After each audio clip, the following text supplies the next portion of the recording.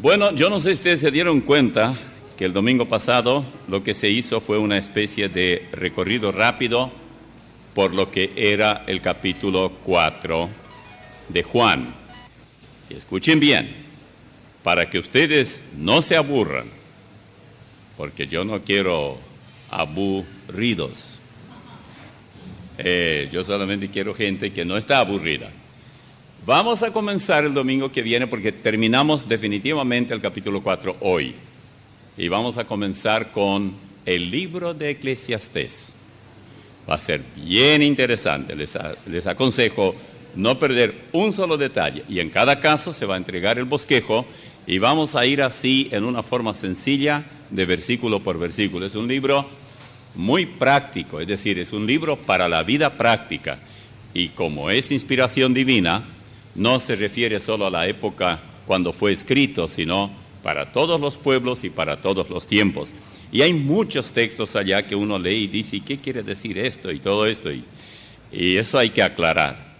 Pero hoy yo quiero que ustedes, sí, con la mejor disposición posible, vayan a Juan 4 de nuevo, porque nos quedamos allí y aunque no vamos a hablar ya más de la samaritana, nada de eso, el foco, el centro, la base de lo que vamos a estudiar es la purificación del templo. Jesús entró allá y encontró mucho negocio y dijo, esto es cueva de ladrones. Y es muy lindo ver que el templo anda mal o algo así. Recuerdo hace muchos años estuve en Chile, allá en el sur de Chile, y teníamos siempre literatura y al fondo en el templo, para que las personas al salir puedan valerse de alguna de esa literatura. Debían comprar, por supuesto, no podíamos regalar. Y entonces yo siempre sospecho de esos así santitos que son medio raros, dijo que esto no será lo mismo que hicieron en Jerusalén, que convirtieron el templo en cueva de ladrones y cosas así. Bueno, el diablo siempre está listo para tergiversar las escrituras. Eso fue de mucha bendición para la gente que no hubiera conseguido ese material en ningún lugar, pero tenían la oportunidad de conseguirlo allá. Vamos a leer entonces en Juan 4, desde el versículo 43. Y son solamente algunos pocos versículos, 43 hasta el 45. 2 días después salió de allí y fue a Galilea. Ahora, ustedes saben que él estaba en Samaria. Él salió de Samaria. Porque Jesús mismo dio testimonio de que el profeta no tiene honra en su propia tierra. Cuando vino a Galilea, los galileos le recibieron, habiendo visto todas las cosas que había hecho en Jerusalén, en la fiesta. Porque también ellos habían ido a la fiesta. ¿Se dan cuenta ustedes que aquí hay una mezcla de textos y uno dice cómo? Salimos de Samaria, vamos a Galilea y ya se habla de Jerusalén. ¿Cómo es la cosa? ¿De dónde viene él? ¿A dónde fue? ¿Qué es lo que ellos vieron? Y todas esas cosas que llaman mucho la atención. Bueno, vamos por parte. Nazaret, donde él se crió, estaba en Galilea, en la provincia de Galilea. Entonces, este texto no ofrece ninguna confusión. Cuando vino a Galilea, yo traduciría, no a Nazaret. Volvamos a leer el texto de nuevo. Eso no agrega no a Nazaret. Dice, versículo 45, cuando vino a Galilea, los galileos le recibieron habiendo visto todas las cosas que había hecho. Pero si él hubiera ido a Nazaret específicamente, es como hablar de una provincia o un departamento donde el departamento tiene un nombre y la ciudad o ciudades tienen otro nombre.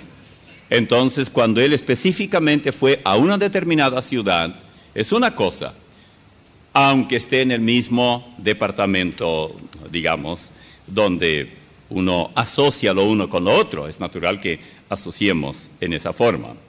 Así que lo que deberíamos de pensar en el versículo 45 es cuando vino a Galilea, pero no necesariamente a Nazaret, aunque Nazaret estaba en Galilea.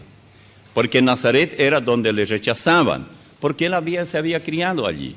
Y por eso Jesús había dicho que ningún profeta tiene honra en su tierra y entre los suyos. Piensen por un momento.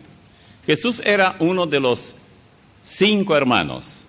Luego viene Jacobo, José, Simón y Judas, que son ya los hijos de José y María. Jesús es el primero, Él es el primogénito. Primogénito quiere decir primero, hijo de María. María luego tenía los otros hijos ya con José, pero Jesús no era hijo de José, sino que era hijo, fue engendrado por obra del Espíritu Santo, que fue el único caso en todo lo que va de la raza humana. Pero para la gente ahí eso no importaba. Alguien dijo ahí que esa María, quién sabe con quién se metió, y viene y dice que ella concibió del Espíritu Santo. Cualquier mujer puede mentir. Las mujeres siempre mentían. Y los hombres también. O sea, no es que antes eran menos mentirosos que ahora. Es la misma cosa. La raza humana es así, es un reciclaje. Sale siempre lo mismo. Es la misma gente, otros rostros, los nombres cambian, otra época, pero tienen la misma, diríamos, estructura espiritual, física, en general, somos siempre iguales. Bueno, entonces ellos no querían creer, decían, no, este se hace de Dios. Las pretensiones de Jesús no cabían en la mentalidad de ellos. Los extraños donde Él no había nacido ni había crecido, viendo los milagros que eran producto de la obra divina, no tenían problema para creer. Por eso Jesús dijo, ningún profeta tiene honra en su propia tierra y entre los suyos. Claro, aquellos que en el Antiguo Testamento, se refirió a los profetas del Antiguo Testamento, que venían diciendo, Jehová me ha dicho tal cosa. Y él decía, ¿y tú? Sí jugábamos juntos antes. Pateábamos la pelota juntos y andábamos de aquí por allá, nos dábamos la paliza y todo, y ahora que viene de profeta. Y la misma cosa ocurre con uno que se va a dedicar al ministerio muchas veces. Crece en una determinada región, en una ciudadela o donde fuera, y bueno, y todo el mundo le conoce y todo. Pues pasan algunos años, y por supuesto Dios cambia su corazón, Él se dedica al ministerio y todo, y comienza a trabajar, y la gente dice, sí sabemos quién eres tú, tus hermanos, tus padres, tus hermanos son unos vagos para ahí, andan haciendo y esto, aquello, y él, ¿qué culpa tiene que sus hermanos son así? Pero no va a tener mucho éxito. Por eso Jesús dijo, ningún profeta tiene honra, es honrado como profeta entre los suyos. Pero si se va a otro lugar, la cosa cambia. Allá no le conocen desde chico, allá no conocen a sus hermanos, allá no conocen. No estoy tratando de justificar que tenemos que ser malos, y si somos malos, mejor vamos a otro lugar donde no nos conocen, así allí vamos a ser buenos. No es esa la idea. Lo que estoy diciendo es afirmando que esto ocurre hasta hoy, lo que Jesús mismo dijo, y eso no debe sorprender a nadie. Ahora, eso no quiere decir que uno no puede ser testimonio entre los suyos. Yo les había hablado, pero cuesta mucho eso, les había hablado de este muchacho de Guanajuato, ahí en la frontera con Querétaro, México, de este muchacho que a los 23 años murió. Él se convirtió y tomó con tanta pasión la cuestión de la salvación. Son ellos en total 12 en la familia, un montón de hermanos tiene y todo eso, y él luego iba periódicamente a trabajar, creo que en el estado de Michigan o algo así, por un contrato. Terminaba el trabajo de ellos, que era cosecha y todo esto, él regresaba a su país, a México, por tierra. Y un día conoció el Evangelio y tomó con tan de corazón que habló a sus hermanos. Los hermanos ándale, híjole, ¿tú qué te crees? Pues ándale, pues si te conocemos quién eres, como hablan los mexicanos. Pues ya sabemos, Chihuahua, ¿qué me vas a decir? Y así, esa es la forma de hablar de los mexicanos. Yo aprendí muchas cosas, muchas veces fui a México. Conozco mejor la geografía mexicana que muchos mexicanos, que estuve personalmente en tantos lugares. Y bueno, pero él tomó en serio y les hablaba. Y decía, yo no quiero que ustedes vayan al infierno. No le hacían caso. Él comenzaba a tomar textos, escribía textos y colocaba en el espejo del baño para que cuando los hermanos iban a afeitarse, leyeran. Colocaba por todo, hacía todo eso, todo lo que podía. Y un día le dijo no sé si a varios, dice, miren, y les aviso que eso está en la revista nuestra de Alerta. Uno de los líderes de ellos era un ampón, era un peligro. Pedro se llamaba. Ese Pedro era tan bruto que ni la policía se acercaba a ese lugar. Ellos llaman zonas así, pequeñas aldeas, llaman rancherío. Ese era famoso ranchería, pero la policía no quería entrar allí, pues tenía miedo. Pedro era solo uno, después tenía los hermanos. Decía que cuando Pedro se emborrachaba un poco y hablaba por altoparlante ahí, que toda la población oiga, era mejor evitarlo por todos los medios, porque ya sobrio era un peligro, un poco borracho peor. Bueno, y él les dijo, yo he pedido a Dios que si yo debo morir para que ustedes no vayan al infierno, que yo muera. Y así ustedes se darán cuenta que lo que le estoy diciendo es verdad.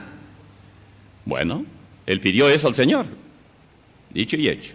Un día de estos, regresando, justamente yendo a la Ciudad de México, digamos a su país, volcó la camioneta y aunque a ninguno le pasó nada, a él le dio un golpe fatal. Él vivió 9 días más, pero lo llevaron y le pagaron una avioneta de tipo ambulancia que vaya hasta la ciudad de Querétaro, quería que se tratara allá, estaban sus hermanos y todo. Murió. Cuando él murió, ese sepelio era uno de los más conmovedores que ha existido. Todos sus hermanos se convirtieron, excepto su mamá, que estaba totalmente dominada por la hermana, la mayor de todos, que no quería ceder. El papá se convirtió cuando él estaba bien todavía, cuando el papá aceptó el mensaje y falleció antes. Luego, cuando vieron a él, yo los conocía, a los otros hermanos, especialmente a Pedro, porque él ahora dirige una iglesia de unos 100 y tantos miembros. Prácticamente toda esa población se convirtió. Ahora, tampoco la policía va, ya no hace falta. Antes no iban porque era un terror, ahora pues ya no hace falta. Así que él no tenía aceptación. ¿Quién eres tú? ¿Acaso no te conocemos quién eres? Igual como nosotros, ¿te crees mejor? ¿Que te crees un reverendo o algo así? Pero llegó el momento cuando Dios usó un medio muy poderoso. Él está feliz y gozoso, y yo creo que el Señor le comunicó allí, tus hermanos, todos son salvos, ya son mis hijos, los verás, estarán viniendo aquí. Yo les digo, hermanos, yo no soy muy fácil para llorar, yo no lloro por cualquier cosa. Hay gente que se emociona por cualquier cosa y es muy emotiva y a cada rato llora. Pero cuando yo escucho a ese hermano con su guitarra cantar, es imposible contener las lágrimas. Ese hombre canta de corazón. Hasta tenemos una grabación y le hicimos pasar por la radio, así nomás grabada en un templo pequeño ahí, porque es lo que el hermano Vázquez tenía allí, él es el que atiende la obra, y se grabó.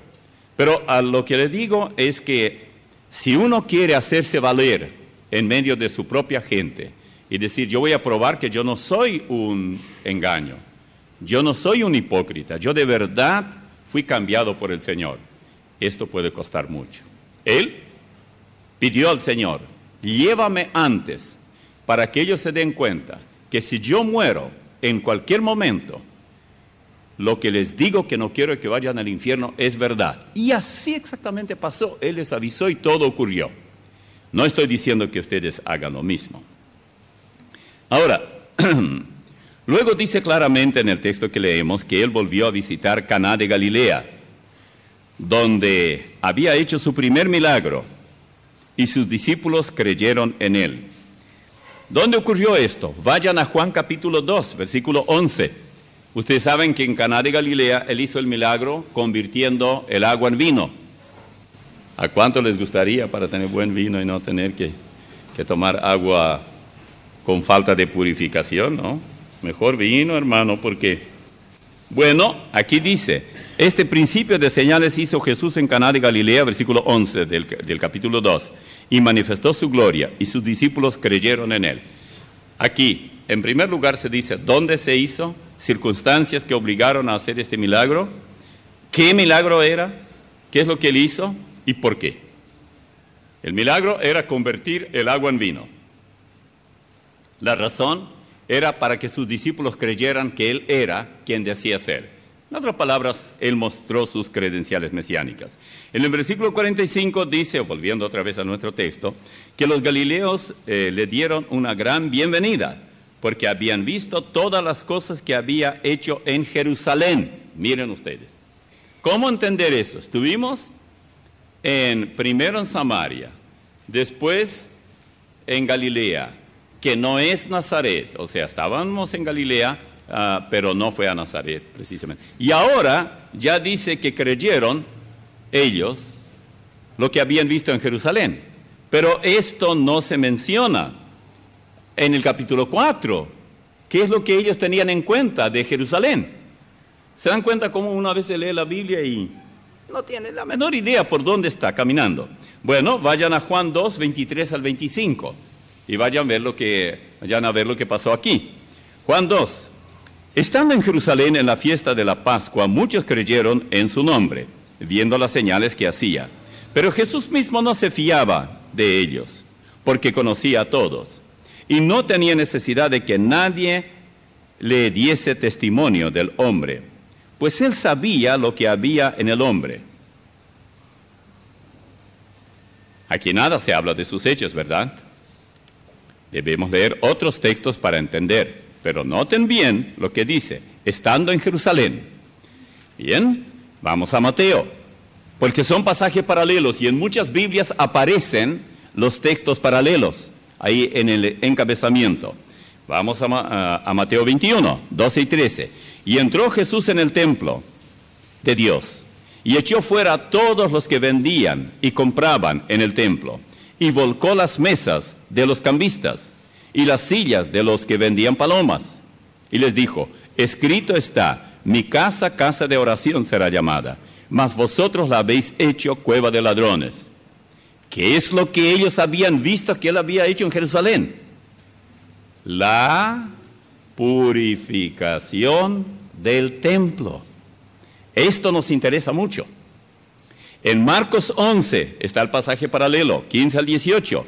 Vinieron pues a Jerusalén, y entrando Jesús en el templo comenzó a echar fuera a los que vendían y compraban en el templo, y volcó las mesas de los cambistas y las sillas de los que vendían palomas, y no consentía que nadie atravesase el templo llevando utensilios alguno. Y les enseñaba diciendo, ¿no está escrito? Mi casa será llamada casa de oración para todas las naciones. Mas vosotros la habéis hecho cueva de ladrones. Ven ustedes que la misión de los judíos no era solamente los judíos, sino todas las naciones.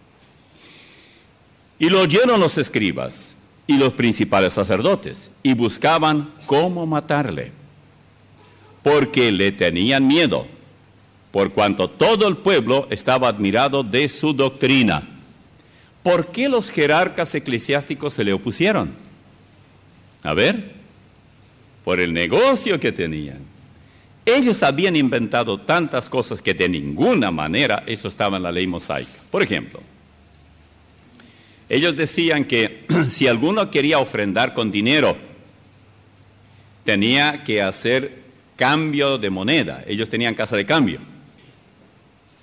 Entonces tenía que ellos mismos acuñaron ciertas monedas que decían ellos, esas son las únicas que usted puede presentar como ofrenda.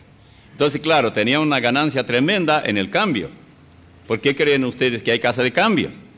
¿Porque nos quieren hacer el favor? No, ellos se hacen el favor. Y de paso a nosotros también, porque ¿qué vamos a hacer sin ellos?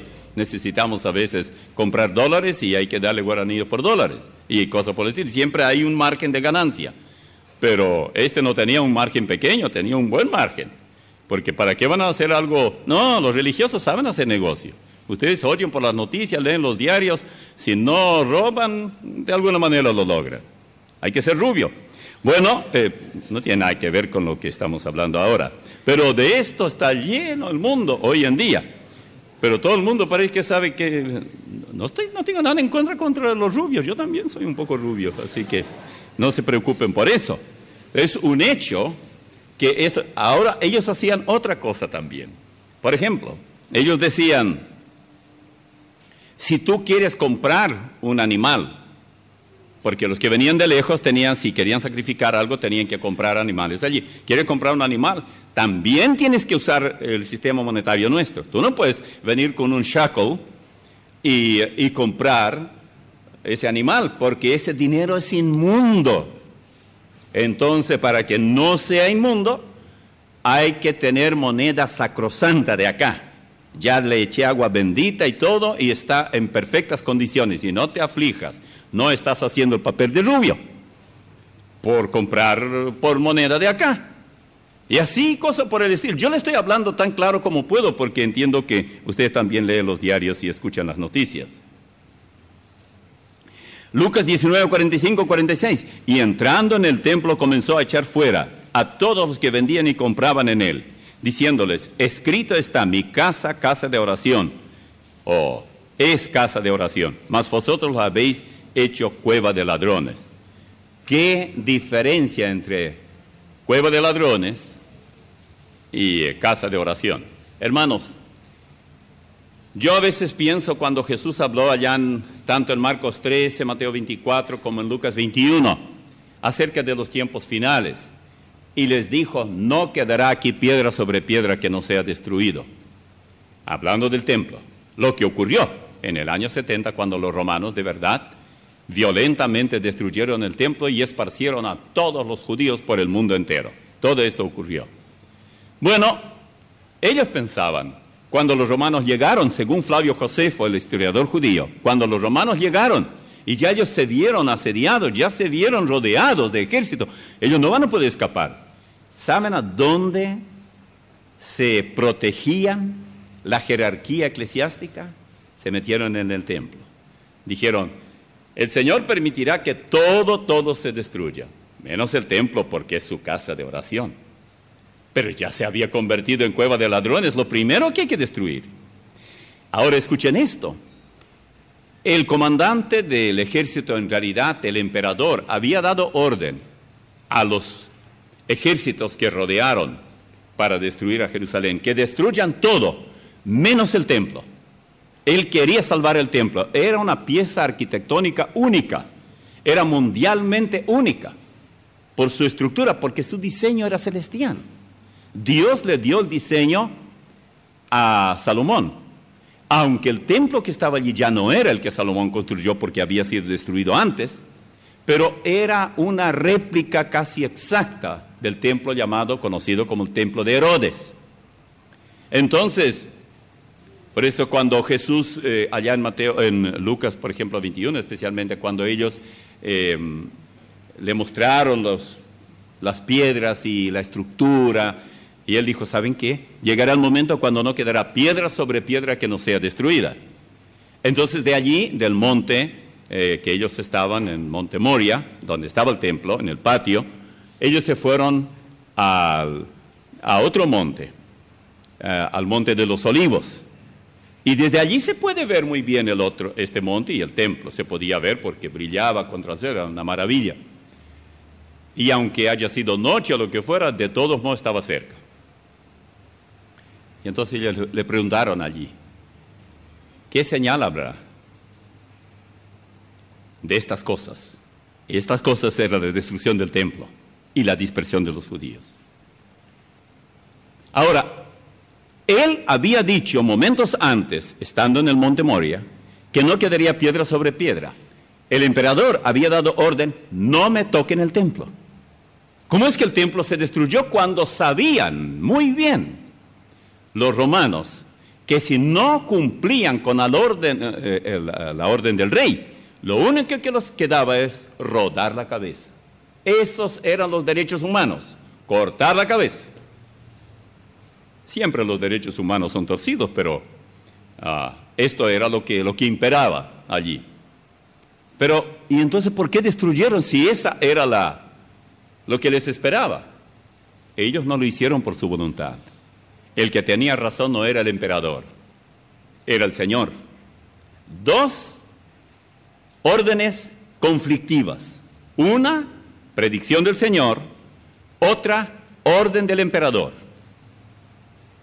¿Cuál se cumplió? La predicción del Señor, la profecía que él hizo. ¿Saben? No va a quedar piedra sobre piedra que no sea destruida. Y eso exactamente ocurrió. La batalla llegó a ser tan terrible que dice Flavio Josefo que en un momento dado ellos peleaban cuerpo a cuerpo. Los judíos, que ya no tenían nada que perder, de todos modos ya no tenían ni qué comer. Los romanos los tenían asediados. Trataron de dominarlos por el hambre. Y era fácil porque las ciudades estaban amuralladas, se podía cortar el agua, se podía cortar el paso, no importa cuántas puertas hay para salir, no podían traer víveres. Y así, en esta condición, llegó un momento cuando los soldados romanos, peleando contra los hebreos y viendo que ellos tratan por todos los medios de salvar el templo, y el templo estaba así de gente, toda la crema eclesiástica, toda la gente tope y sus familiares, no cabría allí una aguja. En eso, por descuido, un soldado desesperado tiró una antorcha y la antorcha cayó en el templo. Ahora piensen un poco, en el templo había madera de cedro, había cortinado de tela, había mucha gente, todo con ropa. Nosotros mismos tenemos un tipo de aceite en el cuerpo que es fluido, es inflamable. Cuando esto prendió, no quedó más que todos se quemaron. Y ya cuando ocurrió esto, dicen algunos historiadores, el comandante de las fuerzas romanas dijo, ya que se perdió todo, lo que no se quemó, porque no era quemable, lo destruyeron a golpes, a martillazos. Y uno de ellos dice, el piso, que era de mármol, fue arado con arados, para que no quedara un solo cuadrito de todo el lujo que tenían allí. No quedó piedra sobre piedra. Hermanos, cuando yo estudio esto, digo, esto fortalece mi fe. Que si todo aquello se cumplió como se cumplió, ¿qué sucederá con lo que falta? ¿Qué margen hay para que lo que el Señor dijo que va a ocurrir no va a ocurrir? ¿Qué margen? ¿Cuánto? ¿Hay centímetros? ¿Milímetros? ¿Kilómetros? ¿Millas? ¿Leguas? No, no hay margen. La profecía bíblica es tan exacta que o se cumple en un 100%, no puede cumplirse en un 99,9%. Es 100% o nada. Entonces es bíblica. Porque Dios no puede fallar. Él no tiene que mirar la bola de cristal para ver qué predecir.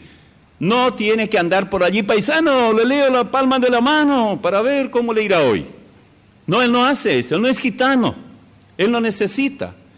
Él no se limita tampoco al pasado y futuro, para Él todo es presente, es un hecho. De nosotros estas cosas están encubiertas, pero les llevé a eso porque es tan interesante notar estos detalles.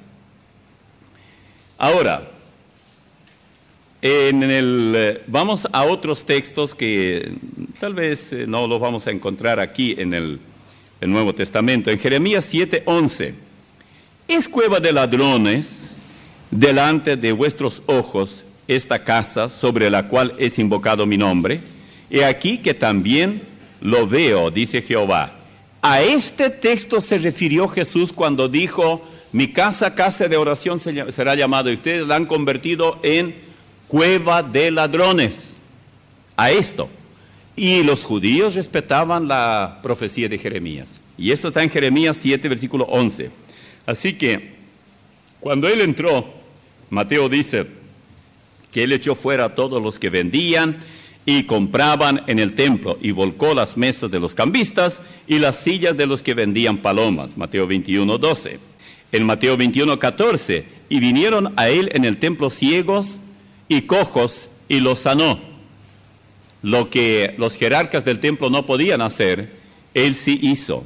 Ellos lograron convertir el templo en cueva de ladrones, pero Jesús logró abrir los ojos al ciego para que vea. Qué triste, ¿verdad?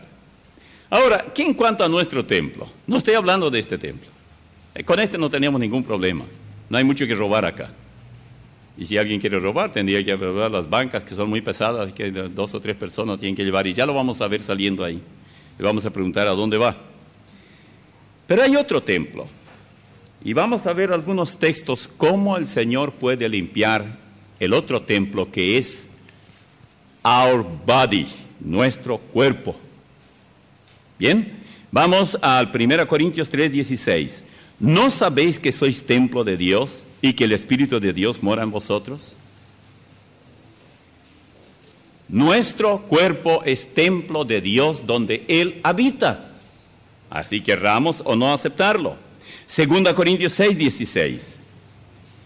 ¿Y qué acuerdo hay entre el templo de Dios y los ídolos? Porque vosotros sois el templo del Dios viviente. Como Dios dijo, habitaré y andaré entre ellos, y seré su Dios, y ellos serán mi pueblo. Es afirmativo esto, no hay vuelta que dar. Él afirma que nuestro cuerpo, querramos o no, es templo donde Él habita. En Efesios 2, la segunda cita era 2 Corintios 6:16. En Efesios 2, 20 al 22. Edificado sobre el fundamento de los apóstoles y los profetas, siendo la principal piedra del ángulo Jesucristo mismo, en quien todo el edificio bien coordinado va creciendo para ser un templo santo en el Señor. Aquí la iglesia es templo, no templo, es templo. La iglesia es templo donde Él habita, en quien vosotros también sois juntamente edificados para morada de Dios en el Espíritu. Por un lado, Pablo dice que cada uno de nosotros es templo. Por el otro dice que todos juntos formamos ese templo donde Él habita. Por eso, cuando Pablo habla ya a los tesalonicenses y dice que ya está en acción el misterio de la iniquidad, solo que hay quien al principio lo detiene hasta que Él a su vez se ha quitado de en medio. Bueno, ese que le detiene es la iglesia, porque en la iglesia habita Dios mediante el Espíritu Santo. En conclusión, es el Espíritu Santo el que impide que el espíritu del anticristo, satánico, malévolo, tome control del mundo. El mundo no se da cuenta. El mundo se burla del minúsculo grupo de hijos de Dios, pero somos nosotros los que impedimos que las cosas sean peores. Dios, por cuidar a sus hijos, también bendice a nuestros vecinos, a la gente que vive a nuestro alrededor, en nuestro barrio, en nuestra ciudad. A tanta gente hace que llueva en nuestra propiedad y en la de los impíos. Hace que el sol alumbre a nosotros y a ellos. Pero las cosas cambiarán cuando quien impide al anticristo que tome control haya sido retirado de aquí, que es la iglesia cuando sea retirada de este mundo. En Hebreos capítulo 3, versículos 5 y 6, y Moisés a la verdad fue fiel en toda la casa de Dios, como siervo, para testimonio de lo que se iba a decir. Pero Cristo como hijo sobre su casa, la cual casa somos nosotros, si retenemos firme hasta el fin la confianza y el gloriarnos en la esperanza. Esto está en Hebreos 3, 5 y 6. Primera Pedro 2, 4 y 5. Acercándonos a Él piedra viva, desechada ciertamente por los hombres, mas para Dios escogida y preciosa. Vosotros también, dice a los cristianos, como piedras vivas, sed edificados como casa espiritual y sacerdocio santo, para ofrecer sacrificios espirituales aceptables a Dios por medio de Jesucristo. Esto en 1 Pedro 2, 4 y 5. En Juan 14, 20 y 17, 23, en aquel día vosotros conoceréis que yo estoy en mi Padre, y vosotros en mí, y yo en vosotros. Yo en ellos, y tú en mí, para que sean perfectos en unidad, para que el mundo conozca que tú me enviaste y que los has amado a ellos como también a mí me has amado. Todo esto en Juan 14, 20 y 17, 23.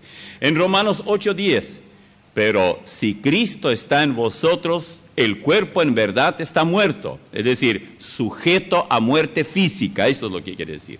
Nuestro cuerpo está sujeto a muerte, a pesar de que Cristo está, porque este cuerpo no es bueno para el cielo. Y yo creo que es mejor así, pues yo cuando me miro cada vez peor, anda mi espejo. Entonces yo prefiero que este cuerpo lo sepulten, ustedes o alguien otro. Cuando yo muera, acuérdense de ese trabajo que tienen que hacer. Y porque tengo otro mucho mejor que este. Pero si Cristo está en vosotros, el cuerpo en verdad está muerto a causa del pecado. Es decir, está destinado a la muerte física, por causa del pecado. Mas el espíritu vive a causa de la justicia. ¿La justicia de quién? De Cristo. En Efesios 3, 17 al 19, para que habite Cristo por la fe en vuestros corazones, a fin de que, arraigados y cimentados en amor, seáis plenamente capaces de comprender con todos los santos cuál sea la anchura, la longitud, la profundidad y la altura, y de conocer el amor de Cristo, que excede a todo conocimiento, para que seáis llenos de toda la plenitud de Dios. Así que en cuanto a templo, lo que importa no es tanto el edificio en donde la iglesia se congrega, sino el edificio que es cada congregante. Cada uno de ustedes es un templo ambulante. Ahora bien, allá en 1 Corintios hay un texto muy interesante, 3:17 dice así: si alguno destruyera el templo de Dios, Dios le destruirá a él, porque el templo de Dios, el cual sois vosotros, santo es. Aquí el templo de Dios no es el cuerpo, sino vosotros, los corintios, todos en conjunto.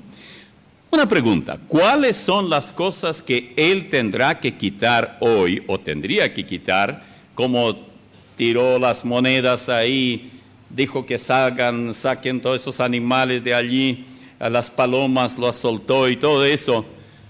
Bueno, nosotros no tenemos monedas en nuestro cuerpo, ¿no? A menos que alguien haya tragado para que no se le pierda y después cuando muera le hacen la autopsia y le sacan. Pero así no funciona la cosa. Aquí van algunos artículos, pongamos artículo con comilla, que pueden convertir nuestro cuerpo en cueva de ladrones. Yo llamo cueva de ladrones ambulantes. Como dicen los médicos, una cirugía ambulatoria. Bueno, este es muy ambulatorio también. Vayan a Colosenses 3, 5, 8 y 9.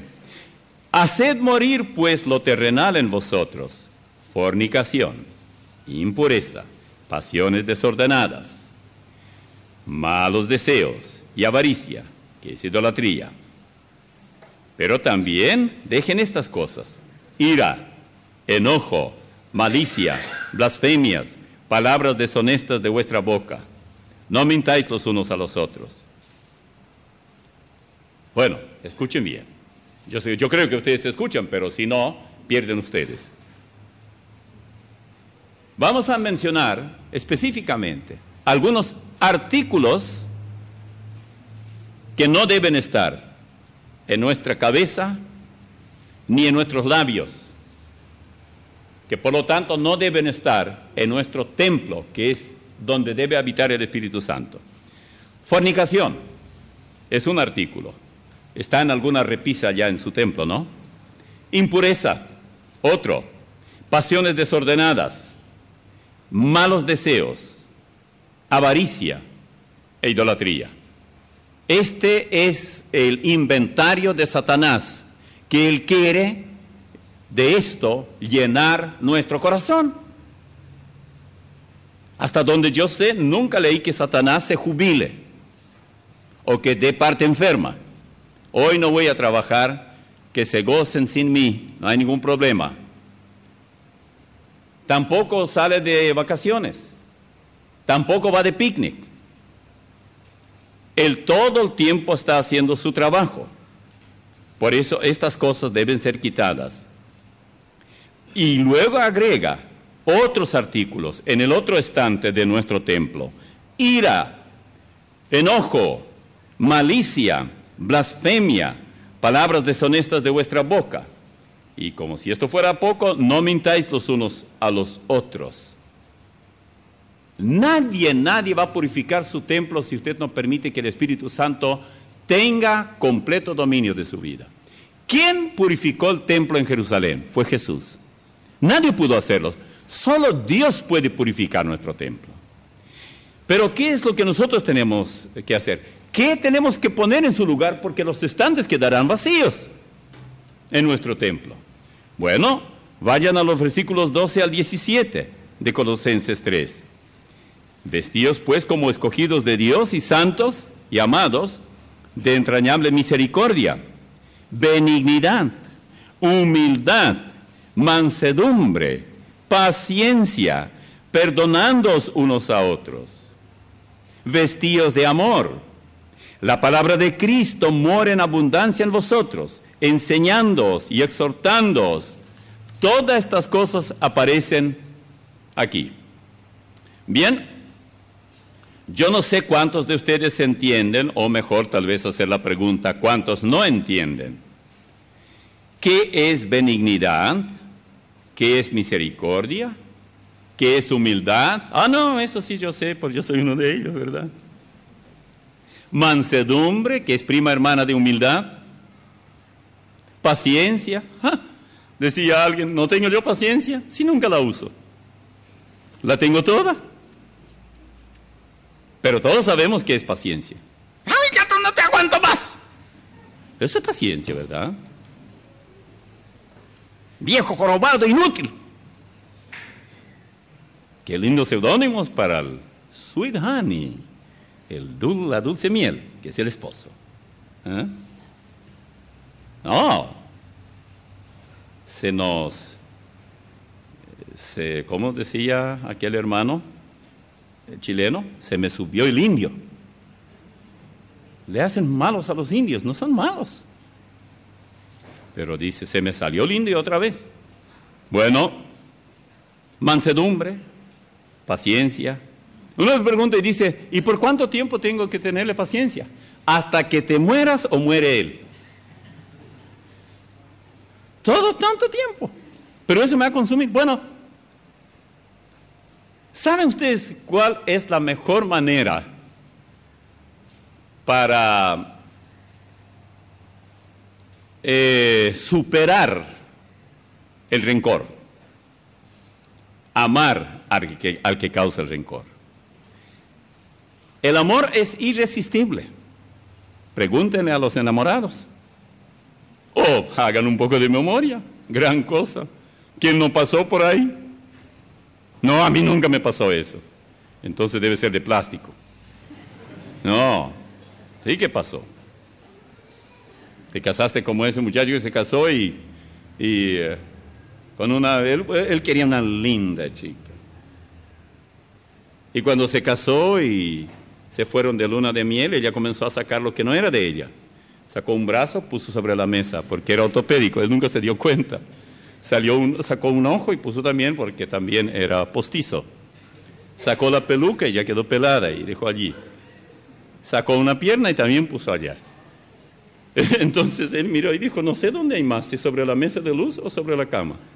Bueno, con esto te casaste. Uno puede hacer todos esos arreglos fácilmente. La mejor manera para superar el rencor es amar a la persona que nos lo causa. Seguir amándola. Hermana, especialmente a las hermanas. Los varones pueden no escuchar. Cuando usted piensa y sospecha que su esposo anda con otra, cuando maneja siempre mira y casi pone en peligro porque maneja y sigue mirando allá. Y hay muchos que vienen con esa queja. ¿Sabe cuál es la mejor manera para acabar con eso? Seguir mostrándole mucho afecto, mucho amor. De verdad demostrar, te sigo amando. Eres mi esposo, no importa, yo sé quién eres. Es imposible que usted se engañe a sí mismo y los dos ya son uno. Si él cree que él te está engañando, es un loco, tonto. Y con eso hay que tener mucho cuidado para que no lo lleven a un manicomio. Está mal de cabeza. Entonces, todo lo que tú tienes que hacer es seguir amándole. Cuando eres afectiva con él, comprensiva, sirviéndole, no aguantará mucho tiempo. Tu actitud, tu forma de ser, de responder a la infidelidad de él, hará que él se aburra, se enoje, porque él está buscando forma, manera para poder deshacerse de ti y no puede. ¿Cuál es la cadena que le sujeta a él a ti? La cadena se llama el amor. Y al mismo tiempo, él que sepa que tú le perdonas todo, absolutamente todo, y que él no se preocupe en cuanto a tu persona. El asunto tú lo derivas todo al Señor. Primero, eso es bíblico. Segundo, el Señor no va a actuar si nosotros actuamos. Es decir, si nosotros tomamos represalia, si nosotros arreglamos a nuestra manera, si nosotros buscamos la forma de resolver lo que solo Él puede resolver, porque para eso Él tiene que cambiar a ese hombre. Y hasta hoy, hasta donde yo sé, nadie puede cambiar a nadie. Aquellos a quienes nosotros predicamos el Evangelio y se convierten y cambian su actitud, no es porque nosotros les cambiamos. Nosotros les dijimos a dónde ir para recibir el cambio. Y ellos fueron al mismo que nos cambió a nosotros. Y allí terminó el problema. Les digo que definitivamente, si hay algo que puede ayudarnos a nosotros en nuestra vida espiritual, impedir que nuestro templo esté cargado, nuestro cuerpo, nuestra mente, nuestras intenciones, nuestras inclinaciones, cargadas de pecado, de todo tipo de pecado. Es muy común esto. Ustedes no necesitan andar mucho para ver la calle saturada de todo tipo de literatura pornográfica. Esto ocurre también para los que tienen la maldición de mirar televisión. Menos mal que eso no sea obligatorio, siempre digo. No lo necesito para nada. No me dejaré dominar por ese cajón sinvergüenza en la esquina allí, que él es inocente. Ese cajón no tiene ningún problema. Pero nadie va a comprar y poner allí para que ocupe lugar y gaste energía por hacerlo. Es que algo queremos ver. Y algunos todavía creen que hay algo de bueno. Por ejemplo, dicen hay programas espirituales. Óigame, si habla allí fulano reverendo tal y cual, y aunque hable muy bien, y todo bíblico, todavía la Biblia es mejor. No me va a decir usted que no, porque si él es bíblico, ¿de dónde sacó lo bíblico? Él fue a la fuente es la Biblia, y usted la tiene en su casa. Son 66 libros en un volumen. Usted puede vivir 600 años, espero que no viva tanto porque ¿quién le va a aguantar? Y todavía la Biblia le será siempre nueva, porque es la palabra de Dios. De manera que, si queremos triunfar en la vida, deberíamos de concluir esto así. Dejemos que el Señor purifique, limpie nuestro templo, que es nuestro carácter, nuestro cuerpo, nuestro estado de ánimo, nuestras actitudes, nuestros pensamientos. Somos muy explosivos, demasiado. Y todas estas cosas, el único que puede resolver, ayudarnos, es aquel que nos hizo. Él sabe cómo somos y Él nos puede ayudar. A veces pensamos lo que el Señor está exigiendo es imposible. Sí, la mitad de lo que usted dice es verdad. Imposible para el hombre, pero Dios puede hacer el cambio. Y yo espero que todos y cada uno de nosotros nos miremos en una forma introspectiva, dentro de nosotros mismos, y reconozcamos que tal vez mi cuerpo, mi mente, mi corazón, mis sentimientos, todo aquello que conforma mi ser, cuenta también con artículos, pongámoslo así en comillas, elementos que deben ser cambiados. y yo no puedo cambiar esto. Así que, ¿por qué no le invitamos a Él y le digamos, Señor, hay tantas cosas que no me gustan en mí, y así como tú purificaste el templo y querías que esa sea tu casa, yo quiero que mi vida sea también el lugar que tú habitas, y si yo soy una pequeña parte de lo que es el templo, que es tu iglesia, que yo ocupe un lugar adecuado donde yo pueda servir de ayuda a otros en el templo. Porque una cosa es que usted permita que Él purifique su vida, y otra cosa es que usted sea de bendición a otros hermanos. Ustedes saben cuántos hermanos hay que son el cáncer de la iglesia. Espero que nosotros no los tengamos. Y son tumores malignos. Hermano, ¿y usted qué hace en la iglesia? Soy tumor maligno. ¿Y la quimioterapia no le practican allá? No, todavía sigo creciendo.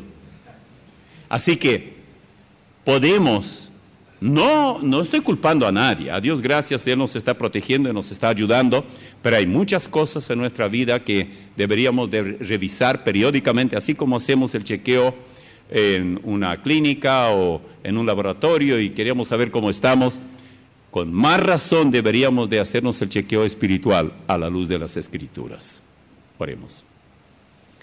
Padre, te agradecemos por tu preciosa palabra que nos ayuda a entender tantas cosas, y pedimos que tú recibas toda la gloria y que tú puedas ayudarnos a aplicar los principios señalados a nuestro propio andar contigo. En el nombre de Jesús. Amén.